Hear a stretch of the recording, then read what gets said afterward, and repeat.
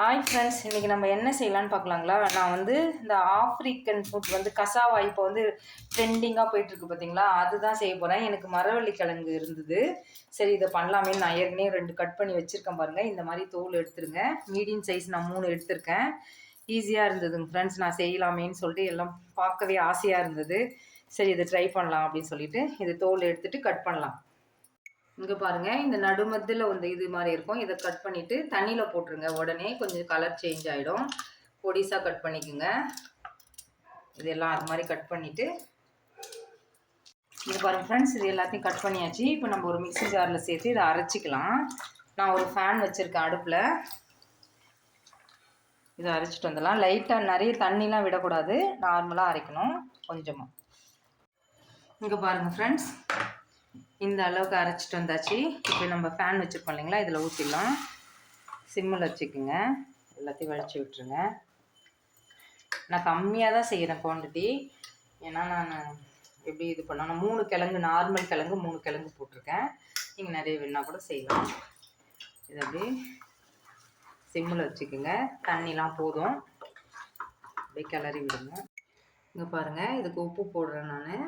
அதுக்கேற்ற மாதிரி சிம்மில் தான் இருக்குது. நீங்கள் வேணால் அதிகமாக வச்சுக்கிறோம். ரொம்ப இது பண்ண தேவையில்ல, அப்படியே உடனே திக்காகுதுங்க ஃப்ரெண்ட்ஸ்.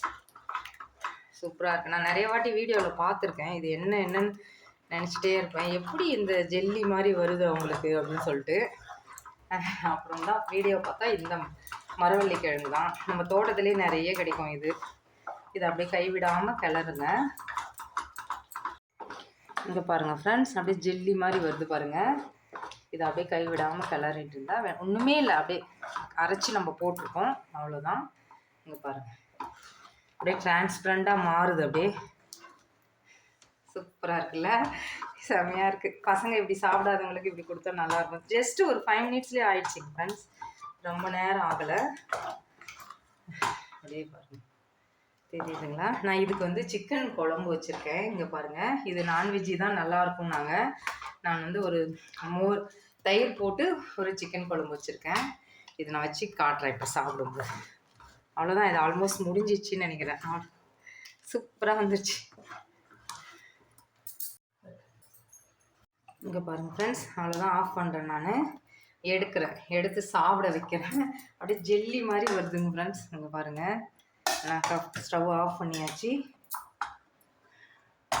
இப்போ தெரியுதுங்களா, செம்மையாக இருக்குது, பார்க்கவே ஆசையாக இருக்குது. நான் கம்மியாக தான் பண்ணேன், எப்படி இருக்குமோ என்னவோ அப்படின்னு சொல்லிட்டு. ஏன்னா நம்ம ஃபஸ்ட் டைம் பண்ணுறோம் இல்லைங்களா, அதனால் இது இப்போ நம்ம இதுக்கு இங்கே பாருங்கள் ஃப்ரெண்ட்ஸ், நான் அப்படியே குழம்பு நான் இப்படி தான் அவங்க வச்சு காமிச்சாங்க, நல்லா இருந்தது பார்க்கவே. குழம்பு போட்டாச்சு, கறி பீஸும் போட்டாச்சு. போய் சாப்பிட்லாங்களா ஃப்ரெண்ட்ஸ்? செம்மையாக இருக்குது. உண்மையாகவே சூப்பராக இருக்கும் ஃப்ரெண்ட்ஸ். அந்த வள்ளிக்கிழங்கு அந்த ஸ்மெல்லு எதுவுமே கிடையாது. சூப்பராக இருக்குது. கண்டிப்பாக ட்ரை பண்ணி பாருங்கள், எல்லாம் நல்லாயிருக்கும். ஏன்னா குழந்தைங்க, என் பாப்பாலாம் டிஃப்ரெண்ட்டாக இருக்குது, நல்லா சாப்பிடுவாங்கன்னு நினைக்கிறேன். ட்ரை பண்ணி பாருங்கள். நெக்ஸ்ட் வீடியோவில் பார்க்கலாம். பாய்.